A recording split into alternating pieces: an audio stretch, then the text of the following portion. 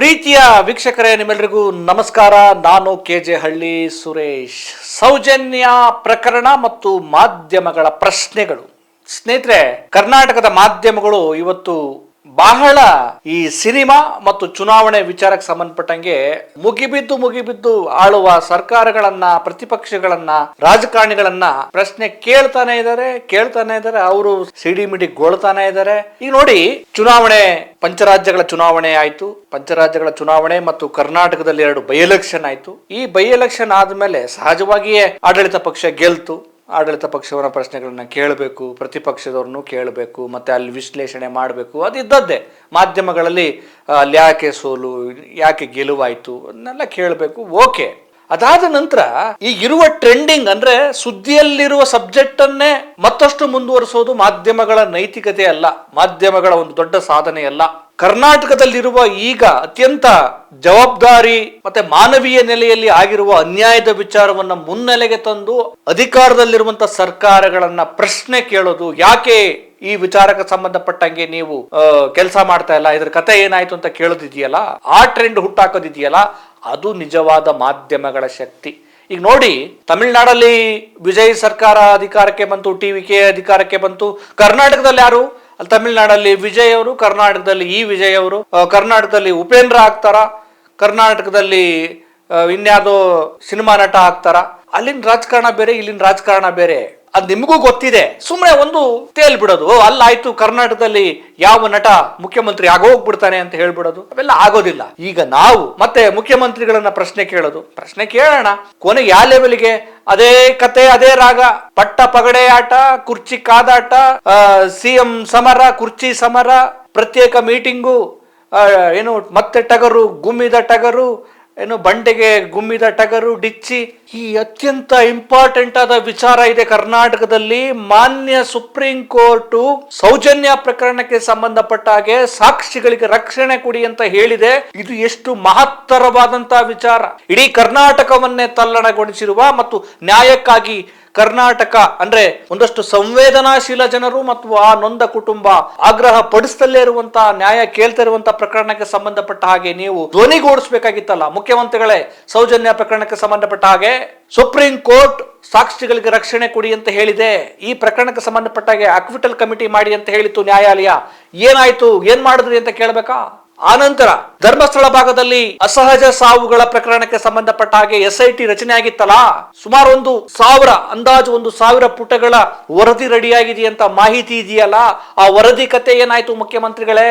ಆ ವರದಿ ಕತೆ ಏನಾಯ್ತು ವಿರೋಧ ಪಕ್ಷದವರೇ? ಆ ವರದಿ ಕತೆ ಏನಾಯ್ತು ರಾಜಕಾರಣಿಗಳೇ?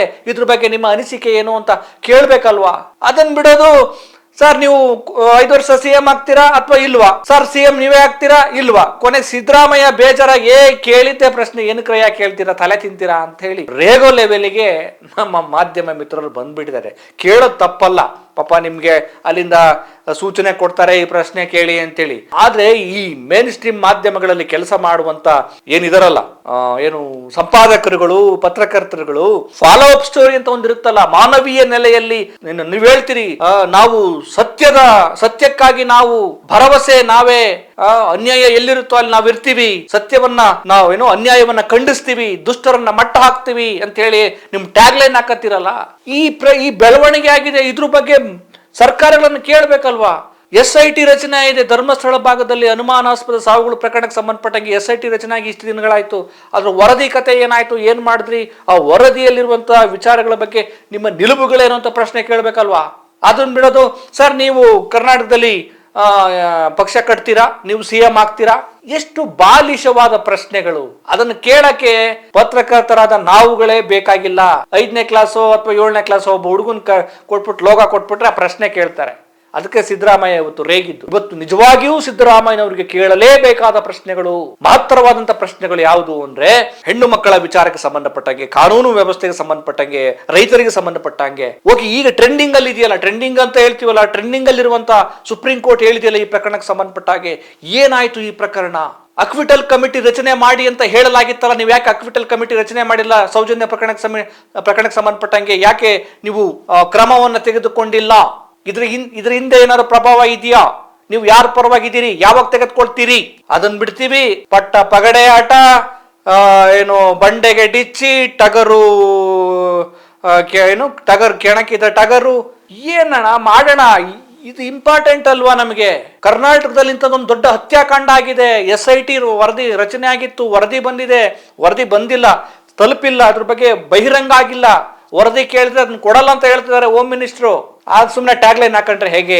ಮಾಧ್ಯಮ ಮಿತ್ರರೇ, ನಮ್ ಜವಾಬ್ದಾರಿ ಅಲ್ವಾ? ಈಗ ನೋಡಿ, ಪಶ್ಚಿಮ ಬಂಗಾಳದಲ್ಲಿ ಅಲ್ಲೊಂದು ವೈದ್ಯಕೀಯ ವಿದ್ಯಾರ್ಥಿನಿ ಅತ್ಯಾಚಾರ ಆಯ್ತು. ಅದನ್ನ ಬಿಜೆಪಿಯ ನಾಯಕರುಗಳು ಬಹಳ ಆ ಸರ್ಕಾರದ ವೈಫಲ್ಯ, ದೀದಿ ವೈಫಲ್ಯ. ಕರ್ನಾಟಕದಲ್ಲೂ ಆಗಿದೆಯಲ್ಲ, ಅಂದಿನ ಸರ್ಕಾರದ ಬಿಜೆಪಿ ಸರ್ಕಾರದಲ್ಲಿ ಈ ಒಂದು ಪ್ರಕರಣ ಆಯ್ತು, ಸೌಜನ್ಯ ಪ್ರಕರಣ. ಆಮೇಲೆ ಬೇರೆ ಬೇರೆ ಸರ್ಕಾರಗಳೆಲ್ಲ ಬಂದು ಹೋದ್ವಲ್ಲ. ಪ್ರತಿಪಕ್ಷ ಮತ್ತು ಆಡಳಿತ ಪಕ್ಷಗಳನ್ನ ಕೇಳಬೇಕಲ್ಲ, ಏನ್ರಪ್ಪ ಇದ್ರ ಬಗ್ಗೆ ನಿಮ್ ನಿಲುವು, ಏನ್ ಮಾಡಿದಿರಿ? ನಮಗೆ ವೈರಲ್ ಆಗ್ಬೇಕು, ವ್ಯೂಸ್ ಆಗ್ಬೇಕು, ಬರೀ ಅದೇ ಆಗ್ಬೇಕು ಅನ್ನೋದಲ್ಲ. ನಮಗೊಂದು ಸತ್ಯವನ್ನ ತಾರ್ಕಿಕ ಅಂತ್ಯದವರೆಗೂ ನಾವು ಹೋರಾಟ ಮಾಡಿ ಅದನ್ನು ಬಯಲು ಮಾಡಬೇಕು, ಸತ್ಯವನ್ನು ನಾವು ಹೊರಗಡೆ ತರಬೇಕು ಅನ್ನುವಂಥ ಕಿಚ್ಚಿರಬೇಕು. ಆಗ ಪತ್ರಿಕೋದ್ಯಮಕ್ಕೊಂದು ಶಕ್ತಿ ಬರುತ್ತೆ. ಇಲ್ಲಾಂದ್ರೆ ನಾವು ಸುಮ್ಮನೆ ಏನೋ ಒಂದು ವರದಿ ಮಾಡ್ತಿದೀವಿ ಅಷ್ಟೇ. ವರದಿ ಮಾಡೋದಕ್ಕೆ ನಾವುಗಳೇ ಬೇಕಾ? ವರದಿ ಮಾಡೋದಕ್ಕೆ ಯಾರು ಬೇಕಾದ್ರೂ ವರದಿ ಮಾಡ್ತಾರೆ. ಆದ್ರೆ ಸತ್ಯ ಇರ್ಬೇಕಲ್ಲ, ಸತ್ಯಾನ್ವೇಷಣೆ ಮಾಡ್ಬೇಕಲ್ಲ, ಒಂದು ಅನ್ಯಾಯಕ್ಕೆ ನ್ಯಾಯವನ್ನ ಕೇಳ್ಬೇಕಲ್ಲ. ಈಗ ನೋಡಿ, ಈ ಸೌಜನ್ಯ ಪ್ರಕರಣಕ್ಕೆ ಸಂಬಂಧಪಟ್ಟಾಗೆ ಏನೇನೋ ಮಾತಾಡ್ತಾ ಇರೋ ಹೊರಗಡೆ ಕೆಲವು ಅವ್ರನ್ನ ತರಲೆಗಳು, ಅವಿವೇಕಿಗಳು ಅಂತಾನೆ ಹೇಳ್ಬೇಕು.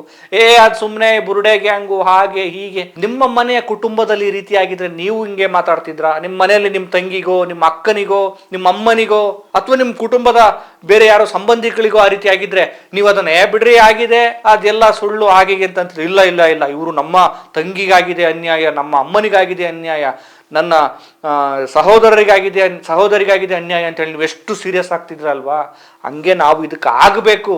ಕೇವಲ ಇದೊಂದೇ ಪ್ರಕರಣಕ್ಕಷ್ಟೇ ಆಗ್ಬೇಕು ಅಂತ ಅಲ್ಲ, ಎಲ್ಲಾ ಪ್ರಕರಣಗಳನ್ನು ನಾವು ಈ ರೀತಿನೇ ಧ್ವನಿ ಎತ್ತಬೇಕು, ಅಕ್ರಮಗಳನ್ನ ಖಂಡಿಸಬೇಕು. ಎಂಥ ಪ್ರಬಲರಾಗಿದ್ರು ಅವ್ರು ತಪ್ಪು ಮಾಡಿದ್ರೆ ಕಾನೂನಿನ ಶಿಕ್ಷೆಗೆ ಒಳಗಾಗಬೇಕು ಅನ್ನುವಂಥ ನೈತಿಕತೆ ನಾವು ಬೆಳೆಸ್ಕೋಬೇಕು. ಸ್ನೇಹಿತರೆ, ಇದು ಒಂದಾದ್ರೆ, ಇನ್ನು ಈ ಪ್ರಕರಣಕ್ಕೆ ಸಂಬಂಧಪಟ್ಟಂಗೆ ಅಯ್ಯೋ ಇದೆಲ್ಲ ಮುಗಿದೋಗದ ಕತೆ, ಸಾಕ್ಷಿಗಳ ನಾಶ, ಹಾಗೆ ಹೀಗೆ ಅಂತೆಲ್ಲ ಹೇಳ್ತಾರಲ್ಲ, ಏನು ಇಲ್ಲ. ಈ ಅಕ್ವಿಟಲ್ ಕಮಿಟಿ ಹೇಳಿದಿಲ್ಲ, ಇನ್ನು CBI ನ್ಯಾಯಾಲಯ ಕೂಡ ಹೇಳ್ತು, ಇಲ್ಲಿ ಸಂತೋಷ್ ರಾವ್ ನಿರಪರಾಧಿ, ಇಲ್ಲಿ ತನಿಖೆಯ ವೈಫಲ್ಯ ಆಗಿದೆ, ತನಿಖೆಯಲ್ಲಿ ಅಕ್ರಮ ಆಗಿದೆ, ಪೋಸ್ಟ್ ಮಾರ್ಟಮ್ ರಿಪೋರ್ಟ್ ಅಲ್ಲೂ ಕೂಡ ಅಕ್ರಮ ಆಗಿದೆ ಅಂತ ಹೇಳಿದ ಮೇಲೆ ಅದನ್ನ ಮಾಡಿದವರಿದಾರಲ್ಲ, ಈ ವೈದ್ಯಕೀಯ ಮರಣೋತ್ತರ ಪರೀಕ್ಷೆಯನ್ನ ಮಾಡಿದಂತ ಆ ವೈದ್ಯಾಧಿಕಾರಿಗಳು ಮತ್ತು ಈ ತನಿಖೆಯನ್ನ ಪ್ರಾರಂಭದಿಂದಲೂ ಮಾಡಿದಂತ ಒಬ್ಬ ತನಿಖಾಧಿಕಾರಿ ಒಬ್ಬ ಇರ್ತಾನಲ್ಲ, ಈ ತನಿಖಾಧಿಕಾರಿ ಮತ್ತು ಆ ವೈದ್ಯಕೀಯ ವೈದ್ಯರು, ಇವರಿಬ್ಬರನ್ನು ಕ್ಲೀನಾಗೆ ಎಲ್ಲಾ ಆಯಾಮದಲ್ಲೂ ಎನ್ಕ್ವೈರಿ ಮಾಡಿಬಿಟ್ರೆ ಸತ್ಯ ಬಂದ್ಬಿಡುತ್ತೆ ಅಷ್ಟೇ. ಏನು ಸೌಜನ್ಯ ಕೊಲೆ ಆದ ಆ ಕ್ಷಣದಿಂದಲೇ ಗೋಲ್ಡನ್ ಅವರ್ ಅಂತಾರಲ್ಲ, ಯಾವುದೇ ಒಂದು ಕೊಲೆ ಆದಾಗ 1 ಗಂಟೆ ಅದು ತುಂಬಾ ಗೋಲ್ಡನ್ ಅವರ್ ಅಂತ ಕರೀತಾರೆ. ಯಾಕಂದ್ರೆ ಸಾಕ್ಷಿಗಳು ಅಲ್ಲಿ ಲಭ್ಯ ಆಗತ್ತೆ. ಆ ಗೋಲ್ಡನ್ ಅವರ್ ಅಲ್ಲೇ ಏನೆಲ್ಲ ಸಾಕ್ಷಿಗಳನ್ನ ನಾಶ ಮಾಡ್ಬೇಕೋ ಒಳ ಉಡುಪು ನಾಶ ಮಾಡೋದು, ಮತ್ತೆ ಆ ಗುಪ್ತಾಂಗಕ್ಕೆ ಮಣ್ಣನ್ನು ಸುರಿದು ಅದು ಗೊತ್ತಾಗದ ಹಾಗೆ ಮಾಡಿದ್ದಂಥದ್ದು, ಮತ್ತೆ ಅಲ್ಲಿ ಏನೆಲ್ಲ ಒಂದಷ್ಟು ನಕಲಿ ಸಾಕ್ಷಿಗಳನ್ನ ಕ್ರಿಯೇಟ್ ಮಾಡಬೇಕು, ಅದೆಲ್ಲ ಮಾಡಿದಂಥದ್ದು. ಆನಂತರ ವೈದ್ಯಕೀಯ ಮರಣೋತ್ತರ ಪರೀಕ್ಷೆಗೆ ಹೋದಂತ ಸಂದರ್ಭದಲ್ಲಿ ವೈದ್ಯ ಸರಿಯಾದ ಒಂದು ನಿಯಮದ ಅಡಿಯಲ್ಲಿಯೇ ವೈದ್ಯಕೀಯ ಪರೀಕ್ಷೆ ಆಗದೇ ಇರುವಂಥದ್ದು, ಮತ್ತೆ ಗುಪ್ತಾಂಗದಲ್ಲಿ ಕಲೆಕ್ಟ್ ಮಾಡಬೇಕಾದ ವಿಚಾರಗಳಲ್ಲಿ ಸರಿಯಾಗಿ ಕಲೆಕ್ಟ್ ಮಾಡದೇ ಇರುವುದು, ಈ ಎಲ್ಲ ವಿಚಾರಗಳಿಗೆ ಸಂಬಂಧಪಟ್ಟಂಗೆ ಇವರನ್ನ ನಮ್ಮ ಕರ್ನಾಟಕದ ಪೊಲೀಸರೇ, ಸಮರ್ಥ ಪೊಲೀಸರ ಮುಂದೆ ಕೂರಿಸ್ಬಿಟ್ಟು ಯಾಕೆ ಈ ರೀತಿ ಆಯ್ತು ಅಂತ ಕೇಳಿದ್ರೆ, ಒಂದ್ ವೇಳೆ ಇವು ಸಾಕ್ಷಿ ನಾಶ ಮಾಡಿದ್ರೆ ಯಾಕೆ ಮಾಡಿದ್ರಿ, ನಿಮ್ಮ ಇಂಟೆನ್ಷನ್ ಏನು, ನೀವ್ಯಾಕೆ ಈ ಒಬ್ಬ ಪೊಲೀಸ್ ಅಧಿಕಾರಿ ಸಾಕ್ಷಿ ನಾಶ ಮಾಡಬಾರ್ದು, ಸತ್ಯವನ್ನು ಹುಡುಕಬೇಕಲ್ಲ. ನೀನು ಸಾಕ್ಷ್ಯ ನಾಶ ಮಾಡೋದಕ್ಕೆ ಯಾರ ಪ್ರಭಾವ ಇತ್ತು, ಯಾರು ನಿಮಗೆ ಈ ರೀತಿ ಸಾಕ್ಷಿಯನ್ನ ನಾಶ ಮಾಡಿ ಅಂತ ಹೇಳಿದ್ರು? ಇದು ವೈಯಕ್ತಿಕವಾಗಿ ನೀವು ಮಾಡ್ಬೇಕಂತ ಮಾಡಿದ್ದ, ನಿಮ್ಮ ಮೇಲೆ ಯಾರು ಪ್ರಭಾವ ಹೇರಿದ್ದ? ಯಾರು ಪ್ರಭಾವ ಹೇರಿದ್ರು? ಏನಾದ್ರು ಡಿಪಾರ್ಟ್ಮೆಂಟಲ್ಲಿ ಏನಾದ್ರು ಪ್ರಭಾವ ಹೇರಿದ್ರ? ಆ ಡಿಪಾರ್ಟ್ಮೆಂಟಲ್ಲಿ ಪ್ರಭಾವ ಹೇರಿದ್ದು ಯಾರು? ಆಮೇಲೆ ಅವರ ಹೆಸರು ಇಟ್ಕೊಂಡು ಅವ್ರು ಯಾಕೆ ಹೇಳಿದ್ರು ಅಂತ ಹೇಳಿ ಅವ್ರನ್ನೇ ಎನ್ಕ್ವೈರಿಗೆ ಒಳಪಡಿಸ್ಬೇಕು. ಆಮೇಲೆ ಅವರು ಯಾರನ್ನ ಕಾಪಾಡೋದಕ್ಕೆ ಈ ರೀತಿ ಮಾಡಿದ್ರು? ಆಮೇಲೆ ಈ ವೈದ್ಯಕೀಯ ಪರೀಕ್ಷೆ ಮಾಡಿದ್ರಲ್ಲ, ನೀವ್ ಯಾಕೆ ಈ ರೀತಿ ಸರಿಯಾದ ಪ್ರೊಸೀಜರ್ ಅಲ್ಲಿ ಮರಣೋತ್ತರ ಪರೀಕ್ಷೆಯನ್ನ ಮಾಡಲಿಲ್ಲ? ಈ ರೀತಿ ಎಡವಟ್ಟು ಮಾಡೋದಕ್ಕೆ ಅಥವಾ ಉದ್ದೇಶಪೂರ್ವಕವಾಗಿ ಈ ರೀತಿ ತಪ್ಪು ಮಾಡೋದಕ್ಕೆ, ಕರ್ತವ್ಯ ಭ್ರಷ್ಟತೆ ಮಾಡೋದಕ್ಕೆ ಕಾರಣ ಏನು? ನಿಮಗೆ ಈ ರೀತಿಯೇ ಮಾಡ್ಬೇಕು ಅಂತ ಹೇಳಿದ್ಯಾರು? ಯಾಕೆ ಮಾಡಿದ್ರು? ಆನಂತರ ನಿಮ್ಗೆ ಯಾವ ಒತ್ತಡ ಇತ್ತಾ, ಬೆದರಿಕೆ ಬಂದ್ವಾ? ಈ ಸಂದರ್ಭದಲ್ಲಿ ಈ ಅಧಿಕಾರಿಗಳ ಫೋನ್ ಕಾಲ್ಗಳಿರ್ತಾವಲ್ಲ, ಸಂಭಾಷಣೆ, ಯಾರ್ಯಾರಿಗೆಲ್ಲ ಫೋನ್ ಮಾಡಿದ್ರು ಇವರು, ಯಾರ ಜೊತೆ ಸಂಭಾಷಣೆ ಆಗಿದೆ, ಅದನ್ನೆಲ್ಲ ತೆಗೆದುಕೊಳ್ಬಹುದು. ಅವ್ಯಾವೂ ಇಲ್ಲ ಅಂದ್ರೆ ಇವ್ರನ್ನ ಸರಿಯಾದ ನೆಲೆಯಲ್ಲಿ, ಈಗ ಕುಲಕರ್ಣಿ ಕೇಸಲ್ಲಿ, ವಿನಯ್ ಕುಲಕರ್ಣಿ ಕೇಸಲ್ಲಿ ಅವರು ಪ್ರಭಾವವನ್ನೆಲ್ಲ ಬಳಸಿ ಸಾಕ್ಷಿಗಳನ್ನೆಲ್ಲ ನಾಶ ಮಾಡಿದ್ರು. CBI ಬಂದಾಗ ಎನ್ಕ್ವೈರಿ ಮಾಡ್ತಲ್ಲ, ಎಲ್ಲ ಗೊತ್ತಾಯ್ತಲ್ಲ. ಹಂಗೆ ಇವರಿಬ್ಬರನ್ನ ಸರಿಯಾದ ನೆಲೆಯಲ್ಲಿ ಎನ್ಕ್ವೈರಿ ಮಾಡಿಬಿಟ್ರೆ ಸಾಕ್ಷಿ ಎಲ್ಲ ಪ್ರಕರಣದ ಬಂಡವಾಳ ಬಯಲಾಗ್ಬಿಡುತ್ತೆ. ಇನ್ಫ್ಲೂಯೆನ್ಸ್ ಮಾಡಿದವ್ರು ಯಾರು ಅವರು ಸಿಕ್ಕಾಕೊಳ್ತಾರೆ, ಇವನ್ ಕಾಪಾಡಿದವರು ಸಿಕ್ಕಾಕೊಳ್ತಾರೆ, ಆಮೇಲೆ ನಿಜವಾದ ಅಪರಾಧಿಗಳು ಕೂಡ ಸಿಕ್ಕಾಕೊಂತಾರೆ. ಇಷ್ಟೇ ಇದರಲ್ಲಿರೋದು ಲಾಜಿಕ್. ಇಷ್ಟನ್ನು ಬಿಟ್ಟು ಸುಮ್ಮನೆ ಏನೇನೋ ಕತೆ ಕಟ್ಟೋದು. ಇಲ್ಲಿ ಯಾವುದೇ ವ್ಯಕ್ತಿಯನ್ನ ತೇಜೋವಧೆ ಮಾಡುವ ವಿಚಾರ ಇಲ್ಲ, ಯಾವುದೇ ಸ್ಥಳವನ್ನ ತೇಜೋವಧೆ ನಿಂದನೆ ಮಾಡೋ ವಿಚಾರ ಇಲ್ಲ. ಇಲ್ಲಿ ವಿಚಾರ ಇರೋದೇನು ಅಂದರೆ ಈ ಹೆಣ್ಣು ಮಗಳನ್ನ ಕೊಂದವರು ಯಾರು, ಈ ಹೆಣ್ಣು ಮಗಳನ್ನ ಅತ್ಯಾಚಾರ ಮಾಡಿದವರು ಯಾರು, ಜೊತೆಗೆ ಈ ಒಂದು ಪ್ರಕರಣ ಸತ್ಯ ಹೊರಗಡೆ ಬರದಾಗೆ ಸಪೋರ್ಟ್ ಮಾಡಿದವರು ಯಾರು, ಕರ್ತವ್ಯ ಭ್ರಷ್ಟತೆ ಮಾಡಿದವರು ಯಾರು, ಮತ್ತೆ ರಾಜಕಾರಣಿಗಳು ಯಾರು, ಇವರು ಯಾರಿಗೋಸ್ಕರ ಈ ರೀತಿ ಸಪೋರ್ಟ್ ಮಾಡಿದ್ರು, ಆ ನಿಜದ ಅಸಲಿ ಅಪರಾಧಿಗಳು ಯಾರು ಅಂತ ಗೊತ್ತಾದ್ರೆ ಮುಗಿದೋಯ್ತು. ಇಷ್ಟೇ ಅಲ್ವಾ? ಇಷ್ಟಕ್ಕೆ ಯಾಕೆ ಅಷ್ಟು ತಲೆ ಕೆಡಿಸ್ಕೋಬೇಕು? ನ್ಯಾಯಾಲಯ ಮಾಡೇ ಮಾಡುತ್ತೆ, ಸತ್ಯ ಹೊರಗಡೆ ಬರುತ್ತೆ ಅನ್ನೋಂಥ ನಂಬಿಕೆ ನಮ್ಮದು. ನಾವು ಮಾಧ್ಯಮ ಕ್ಷೇತ್ರಕ್ಕೆ ಬಂದದಕ್ಕೂ ಒಂದು ಸಾರ್ಥಕತೆ ಆಗುತ್ತೆ. ಅಲ್ಲೋಗ್ಬಿಟ್ಟು CM ಯಾವಾಗ ಆಗ್ತೀರಾ, ನೀವು ಆಗ್ತೀರಾ, ಇನ್ಯಾರೋ ಆಗ್ತೀರಾ ಅಂತ ಪ್ರಶ್ನೆ ಕೇಳೋದಲ್ಲಿ ಯಾವ ಸಾರ್ಥಕತೆಯೂ ಇರೋದಿಲ್ಲ. ಏನಂತೀರಿ? ನಮಸ್ತೆ.